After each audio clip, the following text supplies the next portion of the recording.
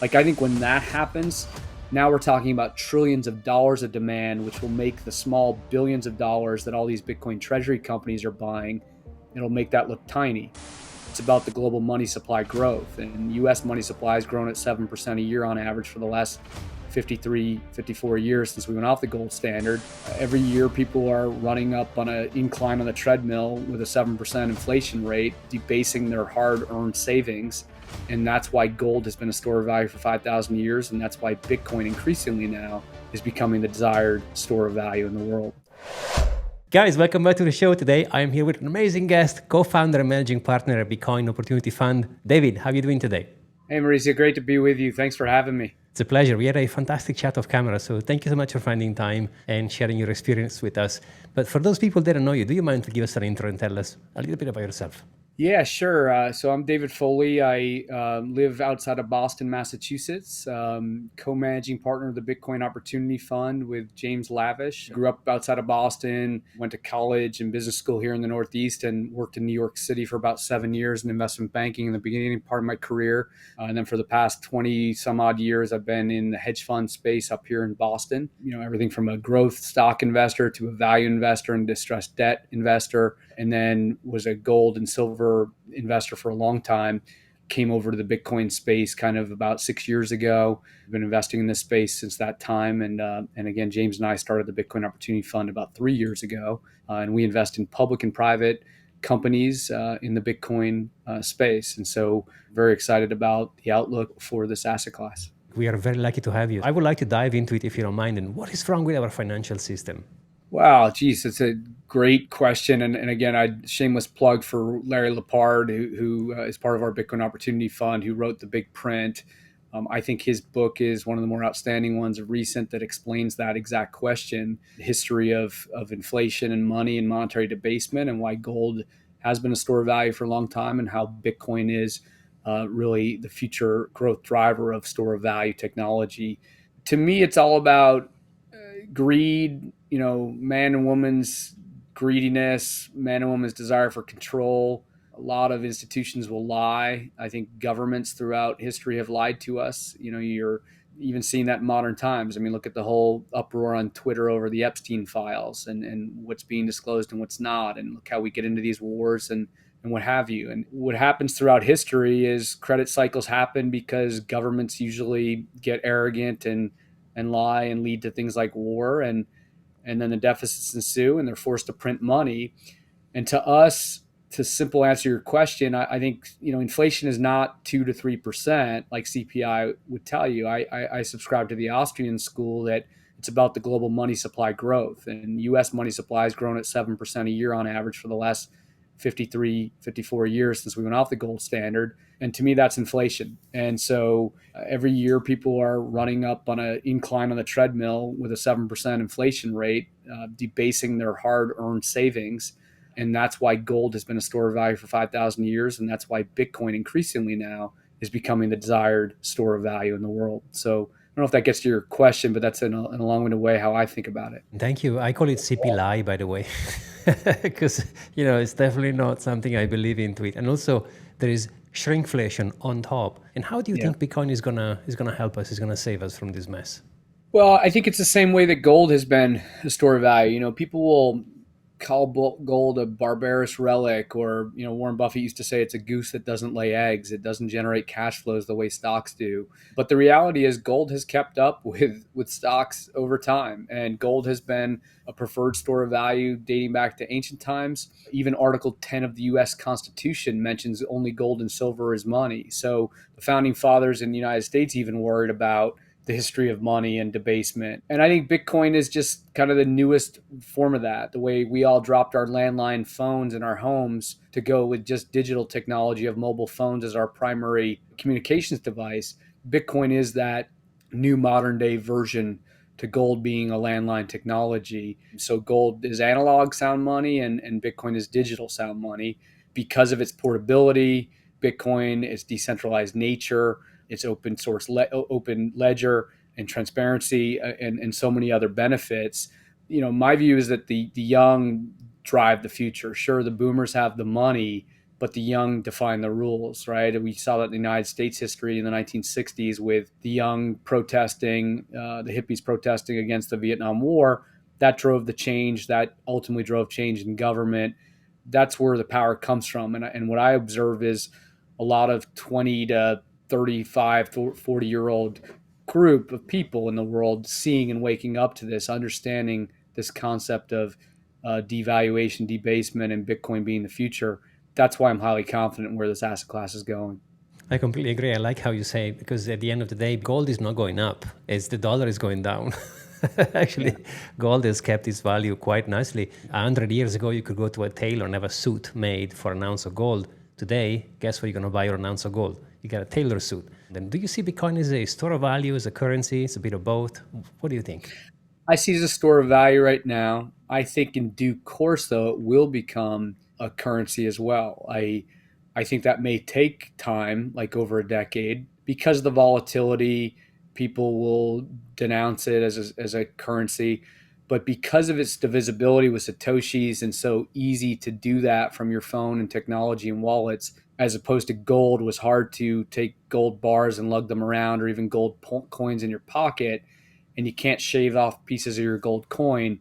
That's the difference. And I think that, like, I'll be honest, like, I think stable coins are interesting. And I think that it's an interesting technology for governments to be able to find more demand for their T bills that they have to issue in the United States. Having said that, I do believe that Bitcoin will easily displace stable coins in, say, 10 years, because ultimately stable coins are tied to the dollar and tied to T bills.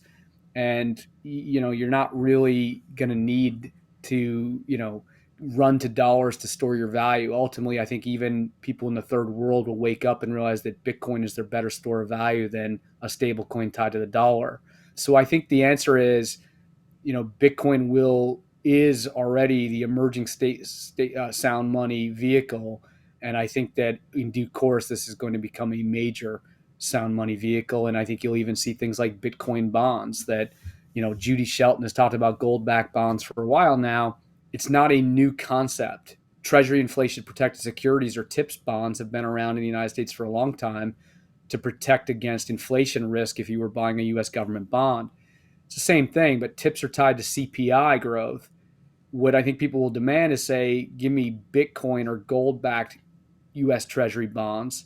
So give me an appropriate interest rate on that US Treasury bond, and then give me inflation protection by giving me some Bitcoin or gold behind that.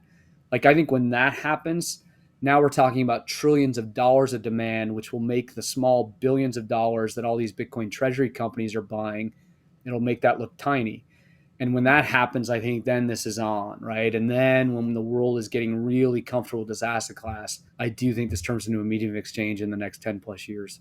Something, in order to be a currency, has to be a store of value first, right? First, we have to agree collectively that this thing has value. Then we can think about how to exchange it. It's only 16 years old. So where do you see banks? Are they going to become something like an exchange, or? Yeah, no, it's a great question. I mean, it's interesting because the way I think about it, like, we looked at the Circle IPO, really, we were involved there. And if I were oversimplifying stable coins, it's Coke and Pepsi are Tether and Circle respectively. And Tether's got dominant market share. What I think that Circle has tried to do is position itself to be regulatory friendly. I think there's a scenario that the US government really wraps their arm around Circle and drives adoption there. What's confusing is, though, you got JP Morgan on their earnings call this week talking about them doing their own stable coin. And so, that sounds to me kind of like a Starbucks reward card. Like, like I'll need to learn more about that. But to your point, Maurizio, like, it's a real risk if you're JP Morgan. Like, if you start signaling stable coins to your deposit base, and that wakes them up to Bitcoin and sound money, might you have a run on the bank the way Silicon Valley did in the future, where suddenly people are running to Bitcoin, not even stable coins anymore, because they want to get off the dollar, as I mentioned. I do think in the long run, stable coins will have that challenge. But if it introduces people to Bitcoin, then I think this thing kind of takes off, and you start really having people waking up to not having as many deposits. So I'm not calling that for an imminent banking crisis, but I think that is a headwind for banks in the future. And I'm sure Jamie Dimon and those guys think about that. But I'm not sure they really worry about it yet, but maybe someday they will in the future. So, but look, stable coins are necessary for the U.S. government, and I think they're going to be here. Listening to Jack Mallers talk about it, I thought he made a good point recently, about a month or so ago, that no one at Strike in developed world really comes to Strike saying, "Can I have a stable coin?" I mean, sure, people that are trading crypto, let's put that aside for a moment. It's largely the unbanked in the developing world that wants access. So think in Argentina, someone that doesn't have a bank account but needs to protect value. They want US dollars. They ran to stable coins. Well, guess what? They ran to Tether. Tether has 400 million wallets in the world, as Jack points out. So I point that out because it's like, I'm not sure the stablecoin bill is going to drive the demand like they think. It reminds me a little bit of the Doge discussion from December. Everyone thought Doge would change the. It's like, well, not really. I think that could be the case here. That if you're going to buy a UST bill and you live in France, you're going to want that yield yourself of 4%. You're not going to go buy a Circle stable coin so that Circle keeps the 4%. And so I'm not sure this is that big of a deal. It reminds me a lot of Doge, but I think it's good because it's good for Bitcoin. It drives more and more thought toward this asset class and ecosystem that we're in. I'll take it, but it's something to think about. I think we can get carried away with narratives on stablecoin when it's not as big of a deal as we think. It's kicking the can down the road, right? Because the dollar is losing value anyway. I completely agree. Yeah. And how do you feel about ETFs? Like, do you like them? Do you don't like them? Because some say it goes against the ethos of Bitcoin itself. What's your view? Yeah, I think they're necessary, and I think they're good. And why? Because it gets the institutional classes going here. And like, don't get me wrong, like I totally respect the OG and libertarian, what I'll call libertarian faction of Bitcoin that truly views as freedom money, and I agree with that, and I think that is the beauty of it. Having said that, if you want to get institutional asset classes and regular folks to be buying this asset class too, that's okay. If they feel like they can trust a third party to custody their assets and they don't need to have their own keys, then I think that's fine. I mean, I've had a lot of business school friends of mine, for instance, that know I've been in Bitcoin. They've been deniers for 5 years now, but they're now saying to me, "Well, hey, okay, I need to have some of this. Like, what should I do?" And they're comfortable just buying MSTR or IBIT or FBTC, the ETFs. Hey, that served a purpose. That drove capital to our ecosystem. So I don't have a problem with it, and I don't think anyone should. I think it's for everyone to make their own decision. Whether they want their own keys or whether they want to trust a third party to custody it for them. It would be super weird to say, hey, we have an open, decentralized network, but you can't join. Only those people can. So that wouldn't be open and decentralized, right? Yeah, that's that whole thing. And it's like the whole op return discussion, right? Like but what I love about this space is you can have debates and you can talk about things and work it through. It's the way the world should work, where we don't go to war with each other. And despite the fact that some people can be jerks on Twitter, in general, I think we get it right. We talk and debate for months about op return, and I think that's that same thing. Like, the nature of this was to be an open source ledger technology that's open for anyone. Truly let anyone do it. And if they want to do it, with their own keys or having someone else hold it for them, let them understand the risk that we're all taking, including, that story I just heard this week of the person in the Pacific Palisades who lost one of their keys because they didn't have a steel wallet. So that Bitcoin's gone. Well, should those people have maybe custodied some at a third party and not had it all on their own keys? Again, there, but for the grace of God, go I. And I think that everyone just has to make those choices. Whenever you started your journey, you haven't gone in full custody, metal plates, garden. I mean, you've gone into an exchange most likely, right? So, remember, everyone has his own speed, and some people don't actually like to have the responsibility to have the keys in their hands, right? Hence why third party exists. Some of those people, they purchase ETFs and MSTR. They're going to become hardcore Bitcoiners maybe later on down the line, right? Because they'll find more passion into the asset, they'll research, they want to have custody. So it's all part of the process, I agree. And have you seen a shift in traditional finance in your kind of surrounding where people say, hey, maybe now we should pay attention into Bitcoin? I mean, is it coming in as we think it is? Yeah, no, it's interesting. James and I were talking about that. We've recently opened up our fund too here at Bitcoin Opportunity Fund, and we were raising fund one when Bitcoin was at like 17,000 during the whole crypto winter after Sam Bankman-Fried went down, and it was a brutal time to raise capital. And we had some family offices say to us, "Hey, I thought Bitcoin was dead. I thought all of crypto died." And we'd have to explain, well, Bitcoin is different than crypto and all that. And now it's like, I think the family offices have woken up. We're getting a lot more inbound interest and investors in our fund this time around in fund two from the family offices. I'd say the institutions are much still slower. There's still that career risk, right? Where, like, I'll give you, for instance, there's a really good university up here with $1.5 billion plus endowment size. And I know one of the managers in that team.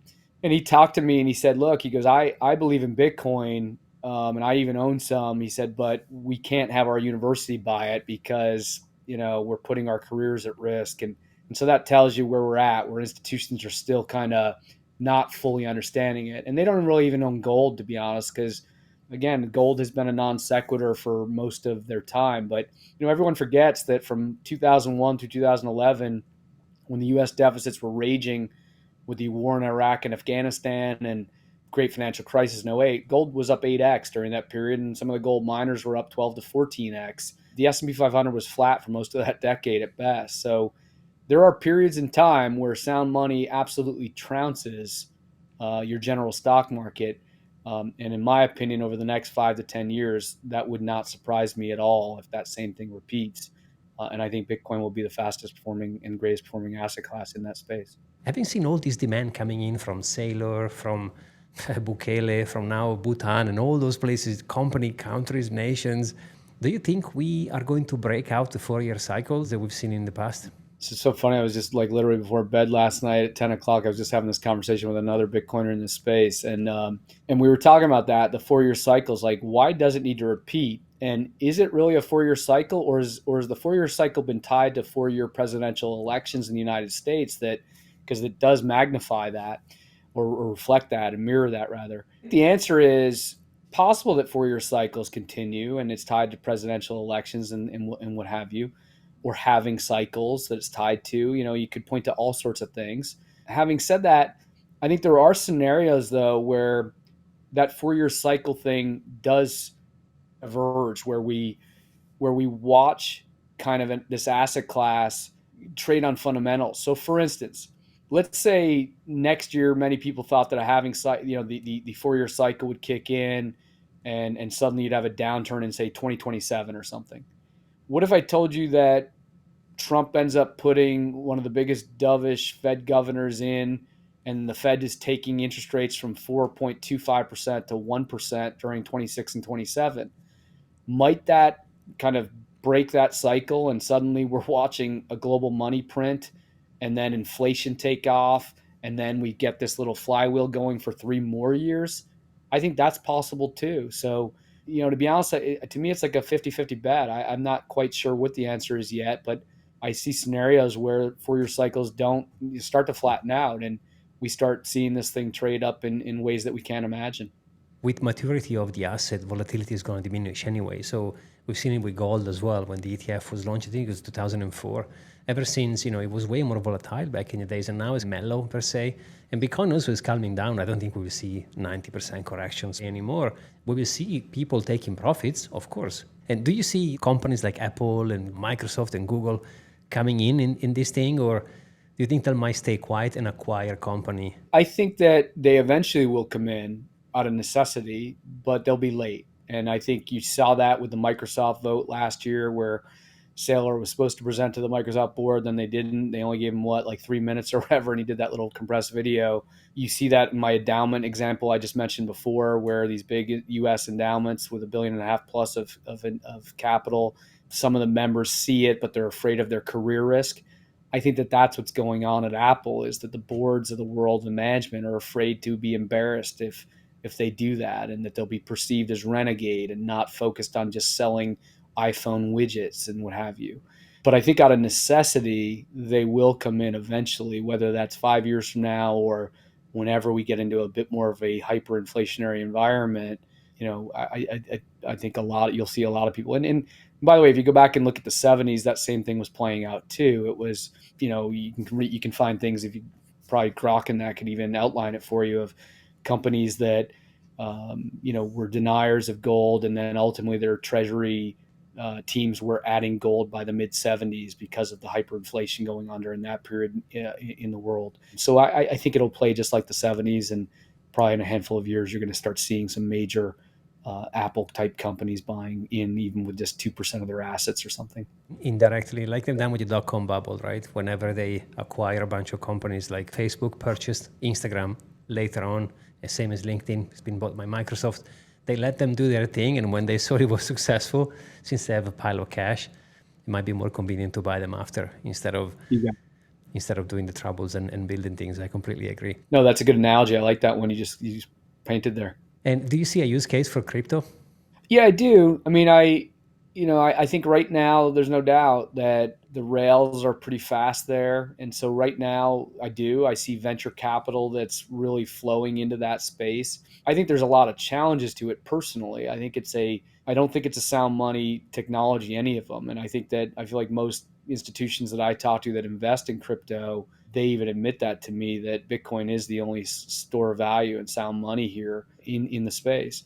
Having said that, again, capital continues to flow into that space. Whether it's the A16Zs, of the world that are flowing a lot of capital into that space, there are, interesting rails that are fast there. What I would worry about if I were those investors in that space is most capital historically parks itself nearest the sound form of money. And if you get some meta protocols or lightning type, layers that get better, faster, cheaper, that are closer to the money and to this decentralized network of Bitcoin, which is the most secure decentralized system in the world, I think that will be the challenge in a handful of years when this really takes off and becomes, say, a $10 trillion asset class. I think that will be a headwind for the cryptos of the world. And I think you're seeing that. Look at Ethereum. I mean, Ethereum is having a little bit of a comeback now because of the regulation benefits, or perceived regulation benefits, and ETFs and things like that coming. But that too has come under pressure from Solana and things like that. So we don't spend a lot of time studying it. We don't invest in it. I don't want to ever be someone that, I respect the Bitcoin maxis of the world greatly, and I love their passion, and generally I align with them. But I do think that I'm not arrogant enough to say hell no to anything. I think the world is a free place, and people can decide what they want to do with a good libertarian perspective. I think that's people have to make those decisions. I don't think it's advisable. I tell people that they need to make sure their core savings are in the Bitcoin network. Crypto is not that. I completely agree. I share the same view, by the way. I tweeted the other day on my way to the gym. I'm expecting at some point when Bitcoin is going to go banana and it's going to go parabolic, then some people are going to take some gambles into altcoins. And the reason why they exist is because of the greed. People think 50% a year is not enough. So they're going to gamble on those altcoins. Many will fail, some will win. But I believe they all are Bitcoiner. They just don't know yet. Well, I think that's right. And I mean, I talked to the Bain Capital team at a conference up here in Boston last year, and the crypto team, their crypto team out in New York, and a couple of their members. And and they admitted it to me that, look, Bitcoin is a store of value, but I remember what they said. They're like, but we're getting paybacks of like 14 months on some of these crypto investments that we make, right? Because of the staking and the yield. And it's like, I get that, but I said, you do realize you're playing musical chairs, right? I mean, it's like, that's good until it's not. And people learn that greatly in 22 with the Bankman-Fried era. But then they quickly forget those lessons, and here we are again. So, I think that, again, everyone's got to make their own decision. It's not for me to tell people what to do. Yeah, we won't be able to take out the gambler from the people anyway. People go to the casino, they buy scratch cards, I get it. Even though Adam and Eve was likely just a parable to teach us, but even in the Bible, the stories about human error exist, right? So there's always temptation. And I wanted to touch on Trump because, of course, he literally just won the election, right? The ETF was approved January last year and it broke all the records on inflows and all that kind of stuff.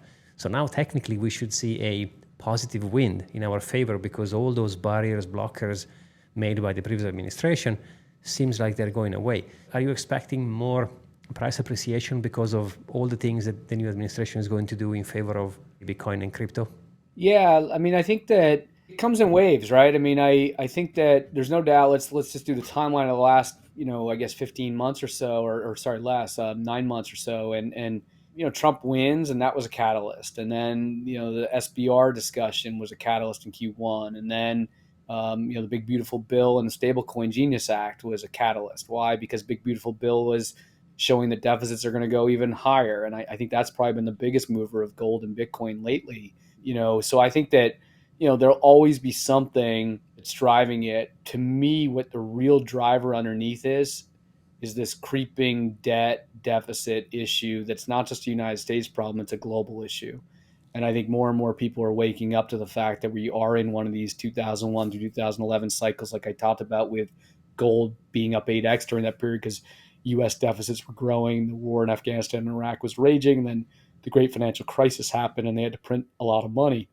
I think that is largely the simmering on the stove that's keeping this pot boiling and going. And I think that of Bitcoin as it goes up. But I think that, I'm not sure, like, look, there was that announcement yesterday on Twitter, who knows how true it is, that the U.S. Marshals are showing that the U.S. doesn't have nearly as much Bitcoin, only $3.5 billion worth of Bitcoin, because perhaps the Biden administration sold it. I mean, who knows if that's true? But I guess the point would be, well, there's a natural buyer coming at you if the U.S. government needs to buy more for its strategic reserve. And the way I look at it is through the lens of gold, too, that if you look at gold over the last handful of years, the central banks have been the real buyers throughout the world. Russia, Turkey, China, central banks.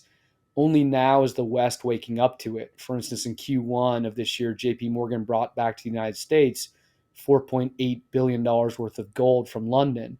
So what's going on there? Well, I think what's happening is there's a demand for physical, that you need to hold your keys in the equivalent of gold if you own that asset like JP Morgan does. Bring it home, take possession, make sure it's secure, just given geopolitics. Well, I think that same thing will happen in Bitcoin, right? That you'll see more and more institutions rather, coming into this asset class and saying we need to secure our piece, and then sovereigns doing the same. And the beauty of the sovereigns is it's trillions of dollars, right? It's much bigger than just corporate level, like MicroStrategy level billions of dollars a buy, which are big numbers, but this is much larger. So I'm being long winded, but I think what's going on is that geopolitics, inflation, and money printing, and given a global debt problem, is what's driving demand from all levels, sovereign, institution, individual, and that will continue to proliferate over time. And it's just a question of what the cadence of those ups will be, and how much volatility will be involved, as we've talked about, whether it's through cycles or through leverage. I mean, I could argue that the unwind in the stock market in April was exactly tied to the unwind in Bitcoin, because they're both levered. There are levered hedge funds in New York and London that lever up to buy tech stocks, that lever up to buy Bitcoin. When you get these market surprises, it gets heavy, but ultimately Bitcoin keeps up with gold generally, as a sound money vehicle. And so, again, on a medium term basis, like, I have no doubts on how high the probabilities are for Bitcoin being higher. In the short run, it can trade anywhere, and to be honest, that just creates more opportunity, that volatility. Back in our days, we used to take the car, go to Blockbuster, pick a movie, drive back home, rewind the tape because it was never rewinded in the first place, watch the movie, rewind the movie after, and drive and drop it back. As opposed to now, you click on Netflix and you watch it. Same as gold, Right. you have to move the gold, and it's going to cost, and energy in moving the gold back and forth, by the way. So whenever the light bulb is going to go, oh, it's liquid, it's instant, and all these things, I think it's going to be fascinating. But I wanted to ask you, since you talk to a lot of traditional investors, what do you think are the barriers for someone to say, I'm not sure, I don't want to invest in Bitcoin? Have you found a pattern into the investor type, or it's more like a generic misinformation? Yeah, I'd say the latter, right? They're just misinformed. They haven't taken the time to study it. I mean, go back to when you were first learning about it, right? And you have such a great story on you and your brother. And I think that, like, that's the nature of life. Like, you should measure 8 times before you cut on anything, whether you're getting married or making a career decision or an investment decision. And I think they have to take the time. I think the second bullet point is, most people in that fiat world, like, think Jamie Dimon, for instance, who's a denier, and Jamie just hasn't taken the time and to study it. I'm sure he has. He's a smart guy, but do you know what I mean? He hasn't really connected the dots, done a deep dive, really questioned people around his misinformed assumptions about it, perhaps, like not fully understanding the decentralized nature and how it actually is far more secure than he thinks, and how it can't just get wrecked like he thinks it can. His systems are actually more vulnerable than Bitcoin's network. Well, why is that? Because the fiat system has worked for him. I'd have to look it up, but he's probably making what, $45 million a year, including maybe even 60 if you include all the stock options. So that system works. He doesn't need to take the time to think about it. And I think that's what's true of most institutions in the world, is they're caught up in their own bubble, and they think that we're all in our own little bubble. And look, history is filled with all that misunderstanding. I mean, we see that in our own government now with, in the United States, the Democrats and the Republicans don't fully understand or appreciate each other's views, when in better times we do come to the table and listen to each other and understand. And that's how, things do. But again, crises will bring people together. And again, I hate to sound like a doomsdayer, but when you look at the debt and you understand math and you understand compounding and you understand demographic challenges, in the United States, the average baby boomer is around 73 years old, right? And that means they are pulling down a lot of their benefits now from Social Security and Medicare. That's even more debt now that you can't kick the can on. When I look at the birth rates in the 22 through, 40-year-old class in the United States, in 2015, I believe the average, demographic there was growing new babies at about 2.4 per year. We're down to about 1.4 per year now. So you might say, well, who cares? Well, AI is going to fix that. Maybe, but meaning we won't need as much labor. But, if you have these Ponzi type systems of Social Security, you need to have future workers that are going to replenish to keep paying out the payments for all of us. At some point, this is going to hit the fan, the demographic issue and the debt issue, and the laws of compounding. And so I hate to sound like a doomsdayer, but I look at that math, and to me, it's just a matter of when in the next decade do we have some sort of a global financial crisis. And I think that it's easy to say, well, that's not going to happen. The U.S. will just print money, and it's okay. But that's the same thing from '04 through '07 when we saw a housing crisis building in the United States. And I can remember going to a lunch in Boston at put on by the Lehman Brothers at the time in 2007, by the Lehman Brothers home building research team. That was main topic in their slide deck was how the U.S. housing market was not a bubble, and that all regions of the United States housing markets don't decline at the same time, and how California might be down, but the East Coast is okay. Well, guess what? They forgot about the 1930s. And that was only like 70 years ago at that point, 75 years ago. Again, we think that everything's fine until it's not. And then just a year later, there was a great housing crisis in the United States. So I think that it's a little bit like that, you can call me a doomsdayer, but I'll say within 10 years, just given the math and demographics, there's real challenges. And it is not just a U.S. problem. This is a global issue. So it's just a matter of when, and that's, again, what gives us great confidence in why Bitcoin as a store of value will grow. And then there's the whole network effects that are tied into the AI cycle that will also grow this asset class. I completely agree with you. You don't have to be a degenerate like me that I'm all in. I have literally next to no fiat under my name. But you should have a parachute, right? And those parachutes, when you need them, they're going to cost a lot of money. Because if you buy it now when nobody needs it, okay, you can get one for $100,000. But if the plane is going down and there is only 10 parachutes and there is 1,000 people, well. Yeah. And that's what most, I think, is that you were asking about institutions and like individual friends of mine from business school that will call me to learn about the asset class. What they don't understand is the scarcity, just how scarce this network is, and how, there's only call it a few million coins on exchange. I mean, so many people hodl this stuff that it's even, and we could get into the lost keys and stuff and lost coins, that they don't understand just how scarce the asset class is. And I think that's an important element to this point of why this will squeeze a lot higher.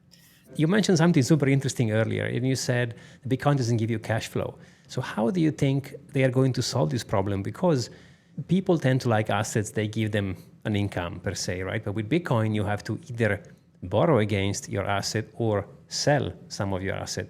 So do you think we will see many more products coming out and kind of starting to offer some interesting solutions for this issue? Well, I think that that's part of why these Bitcoin treasury stocks are doing well. And we've been very involved in a lot of these at our Bitcoin Opportunity Fund, right? We're luckily through our network in the space, we're invited into kind of the private round at, closer to one times MNAV or book value on these things. And I think what people are seeing is that that's one way to get yield on your investment in Bitcoin, because if Michael Saylor is able to issue a 10% perpetual preferred to buy more Bitcoin that then compounds faster than the dilution that he faces either through his common equity dilution if he does it through common, or when he does preferred, obviously he's diluting the enterprise value because you're layering all layers of the cap structure there through that asset class, where you're layering the common. You're still generating a much faster growth rate investing in the Bitcoin asset relative to any dilution and or cost of that perpetual preferred fixed income. So I think that that's a form of yield. And I think that that's why personally, I think so long as the capital markets stay open for those treasury companies, they are able to continue to compound and grow that book value, that net worth through that Bitcoin growth. And so there's that whole debate out there. You got Jim Chanos saying that MicroStrategy is a short and you should buy Bitcoin because ultimately the 2 times MNAV or price to book on MicroStrategy won't last.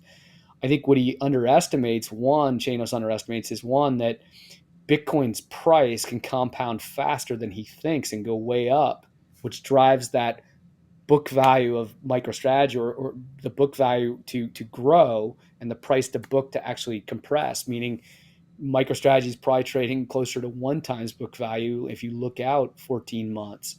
And I think he doesn't fully understand that. And so he can get burnt that way on his short on MicroStrategy. He also is misunderstanding that if the capital markets stay open and they're able to continue to do that strategy, they can compound even faster in that equity price. And so that's that short side of the case that Chano sees. And I get it, where he says, why wouldn't I buy Bitcoin itself at 1.0 times MNAV? Why would I go buy MicroStrategy at 2 times? And MicroStrategy is just selling stock in MicroStrategy to buy Bitcoin. Why wouldn't I do the same? I'll sell MicroStrategy short and I'll buy Bitcoin. But again, there's those two elements he's missing. One, how fast Bitcoin goes up on that existing stack and the net worth and book value growth in MicroStrategy. And two, the ability of the treasury companies to access capital markets. And so through those treasury companies' ability to access capital markets, they're effectively generating a yield for those investors in that company. And so the answer is, I think that that is one way that you will see people have a core Bitcoin position, but then taking a little more risk out there on that spectrum of buying these treasury companies. And again, that reminds me of being in the gold space for a while now.